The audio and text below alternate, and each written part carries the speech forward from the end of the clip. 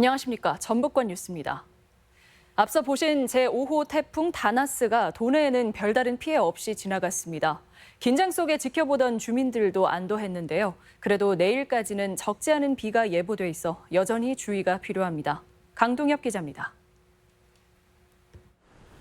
남원의 한 도로, 큼지막한 돌무더기와 나뭇가지가 차선 하나를 막아버렸습니다.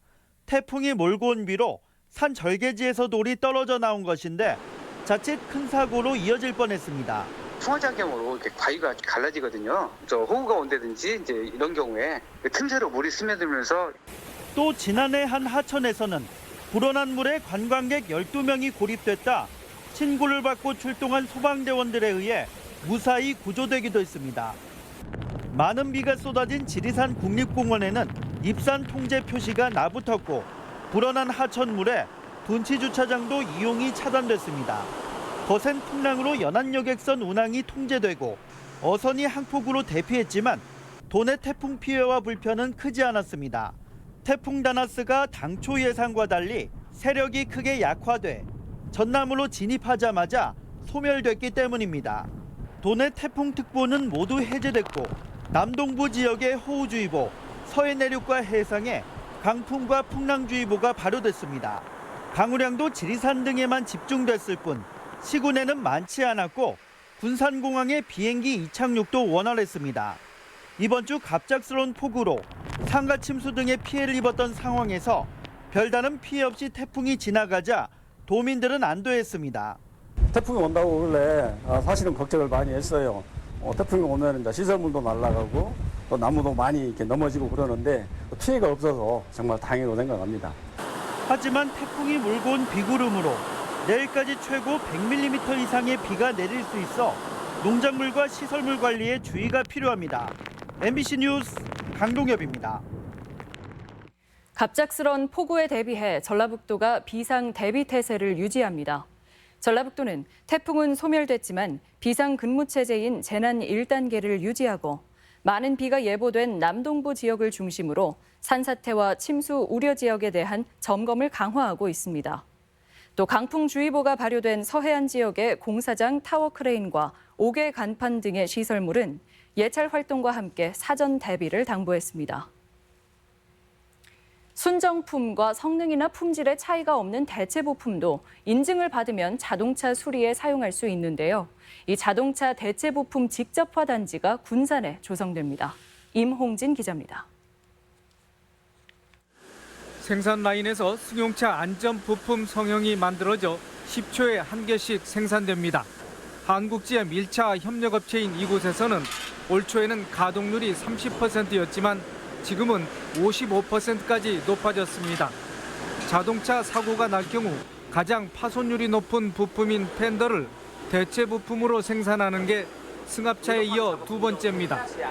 자동차 부품 교체 기준과 방식이 순정품 위주에서 대체 부품도 가능하도록 인증 제도가 도입되면서 생산과 가동, 고용이 증가했습니다. 실제로 저희가 개발을 해보니까 바로 매출이 이루어졌고 6개월 이내에 아이템이 만들어지고 제품을 판매할 수 있는 좋은. 업체 측은 범퍼도 대체 부품으로 개발해 곧 출시할 계획입니다. 도내에서는 현재 16개 자동차 협력업체가 대체 부품 집적화 단지를 조성하기 위해 국토부에 140억 원의 국비를 신청한 상태입니다. 대체 부품 유통이 활성화하면 보험사는 자동차 보험 손해율이 낮아지고 소비자는 수리비 및 보험료 절약의 효과가 있다는 분석입니다. 처음 시행되는 사업이다 보니까 중앙부처에서 상당히 난색을 표현하고 있는데 앞으로 저희가 적극적으로 노력을 해서 예산이 꼭 반영될 수 있도록. 다만 소비자들의 신뢰도를 높이는 일과 인증품을 최적화해야 하는 과제가 있습니다. 또한 옛 한국GM 군산공장에 입주한 전기차 업체의 가동 이유를 대비한 신제품 개발에도 신중한 접근이 필요해 보입니다. 자동차 업계에서는 대체 부품 상용화로 큰 구매 시장이 형성돼 지역 내 관련 업체도 재도약의 계기를 마련할 것으로 기대하고 있습니다. MBC 뉴스 임홍진입니다.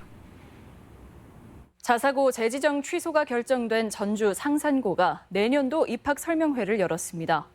교육 프로그램과 전형 요강안 소개 등의 순서로 진행된 오늘 입학 설명회에는 당초 850여 명이 참가 신청을 했지만 재지정 취소 결정 등의 여파 탓인지 500여 명만 참석했습니다. 학교 측은 소송을 거쳐서라도 자사고의 지위를 유지할 것이라며 오는 9월과 10월 두 차례 더 입학 설명회를 개최하겠다고 밝혔습니다. 전라북도가 추진하는 2022 아태 마스터스 대회 유치에 정부가 함께하기로 했습니다. 기획재정부는 국제행사심의위원회를 열고 생활체육 분야의 국제 종합경기인 아태 마스터스 대회를 국가 차원에서 유치하기로 결정했습니다. 2022년 아태 마스터스 대회는 11월 최종 후보지가 결정되는데 70개국에서 13,000여 명의 선수단이 참여합니다.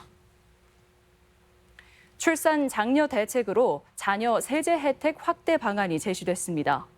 전국 시도의회 의장협의회는 현재 자녀 1명에 150만 원인 기본 공제액을 물가 상승률에 맞춰 올리고 해당 자녀의 연령도 독립대까지로 현실에 맞게 조정하는 소득세법 개정을 정부에 건의했습니다.